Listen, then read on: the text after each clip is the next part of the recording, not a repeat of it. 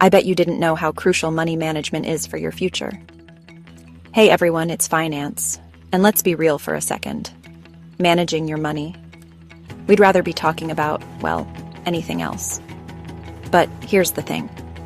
Mastering your money is the key to unlocking some seriously awesome opportunities in life. Think about it.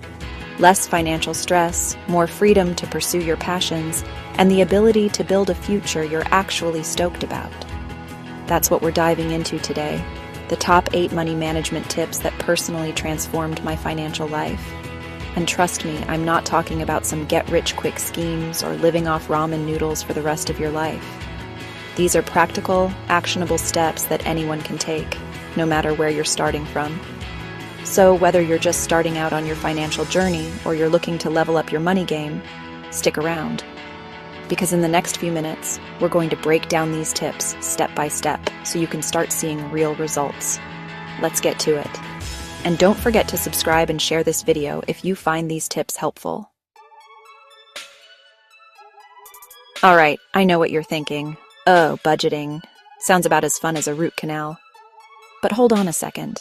Budgeting doesn't have to be this restrictive, soul-sucking thing. In fact, think of it more like a financial roadmap.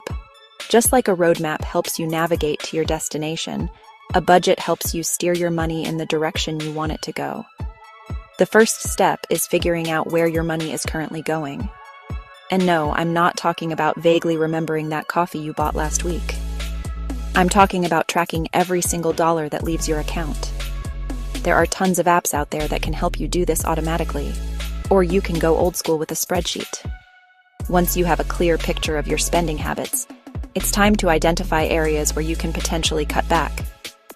And look, I'm not saying you need to give up your daily latte entirely. It's about finding the right balance.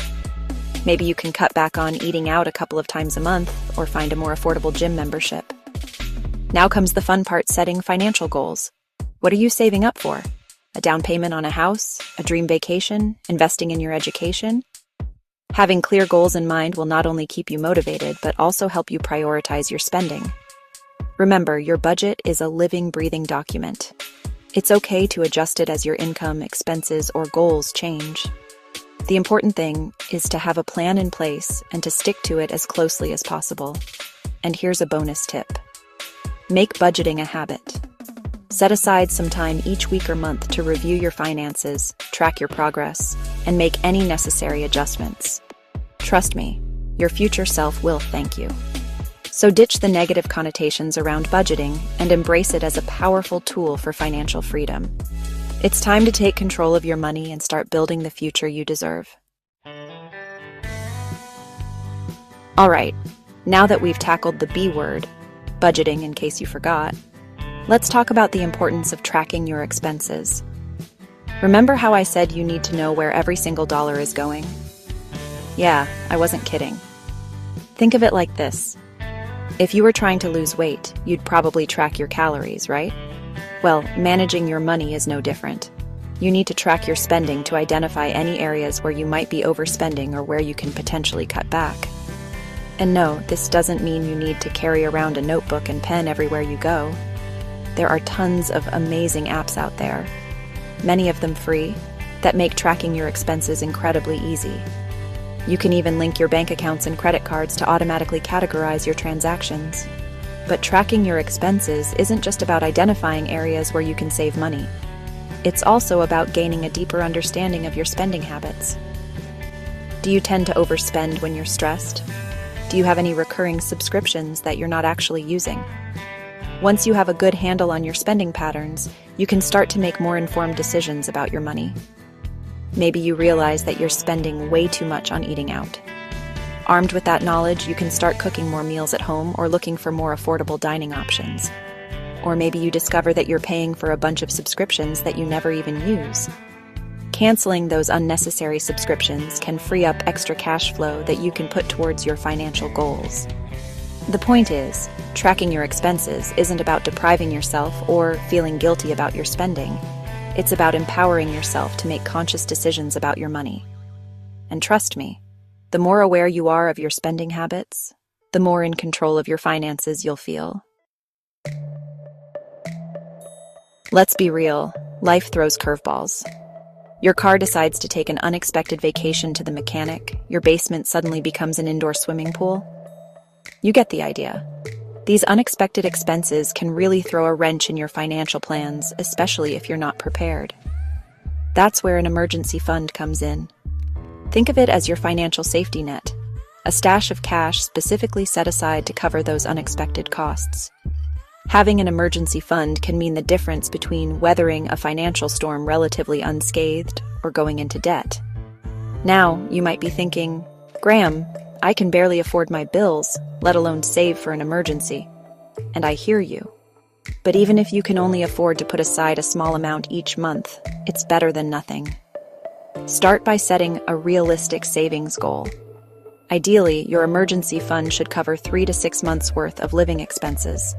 I know that might seem like a lot, but remember, you don't have to save it all at once. One strategy is to break down your savings goal into smaller, more manageable chunks. Instead of focusing on saving 6 months' worth of expenses, start with a smaller goal, like $1,000. Once you hit that milestone, celebrate your progress and set a new goal. Another tip is to automate your savings.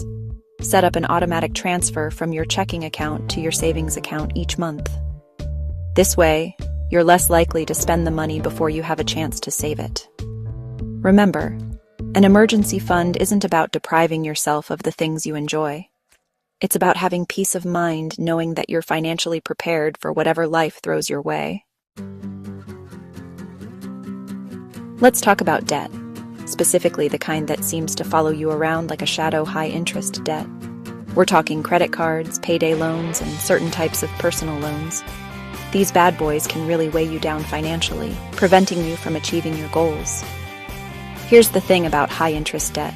The longer it sits there, the more it grows. That's because of something called compound interest, but in this case, it's working against you. Instead of your money growing exponentially, your debt is. So how do you slay this debt monster? The first step is to stop feeding it. Avoid taking on any new high-interest debt. Put those credit cards on ice and explore alternative options if you need to borrow money.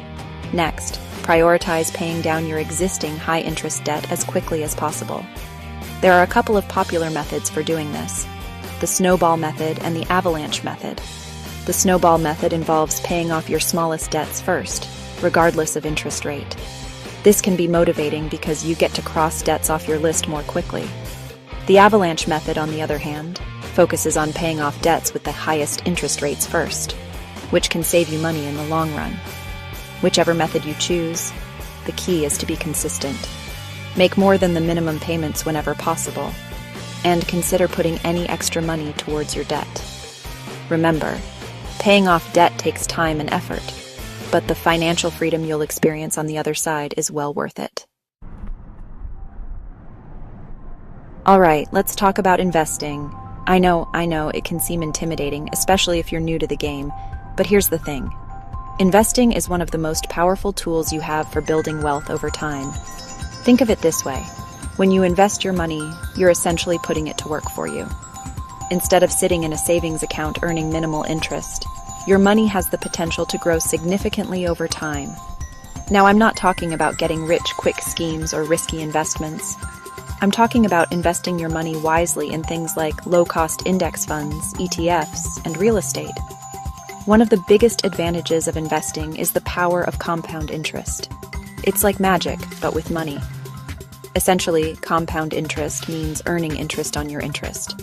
The earlier you start investing, the more time your money has to compound, and the more you potentially stand to gain in the long run. Now, I know what you're thinking, but Graham, I don't have a lot of money to invest. And that's okay. You don't need to be rolling in dough to start investing. In fact, you can start investing with as little as a few dollars. The key is to just start, even if it's with a small amount. There are tons of resources available online that can help you get started, and many brokerage accounts offer fractional shares, which means you can invest in a portion of a share if you can't afford the full price. Remember, investing is a marathon, not a sprint. It's about making smart, informed decisions and staying the course, even when the market gets bumpy. All right, let's talk about a concept that's often misunderstood: living below your means. Now, I'm not talking about living a life of deprivation or never treating yourself. It's about finding the right balance between enjoying your money today and setting yourself up for financial success in the future. Here's the simple truth. If you spend more than you earn, you'll always be playing catch-up. But when you live below your means, you create a financial buffer that allows you to save, invest, and pursue your goals without constantly worrying about money. So how do you actually live below your means without feeling like you're missing out? It's all about being more intentional with your spending. Start by differentiating between your needs and your wants. Needs are the essentials, things like housing, food, transportation, and healthcare. Wants are everything else: the latest gadgets, designer clothes, fancy dinners. Now, I'm not saying you can't ever buy yourself nice things. It's about finding ways to enjoy those things without breaking the bank. One strategy is to create a budget, remember that from earlier, and allocate a certain amount of money each month for discretionary spending. This way, you can still enjoy the things you love without feeling guilty or overspending. Another tip is to be a more conscious consumer. Before making a purchase, ask yourself if you really need it, if it aligns with your values, and if there are any more affordable alternatives. Remember, living below your means isn't about deprivation. It's about having the financial freedom to live life on your own terms. We're creatures of habit, right? We brush our teeth, we tie our shoes, and we scroll through social media on autopilot. So why not harness the power of automation for our finances, specifically our savings? Automating your savings is one of the easiest and most effective ways to ensure that you're consistently putting money aside, even when you're busy or feeling unmotivated. It's like setting your finances on cruise control. The beauty of automating your savings is that it takes the decision-making process out of the equation. You don't have to remember to transfer money to your savings account each month.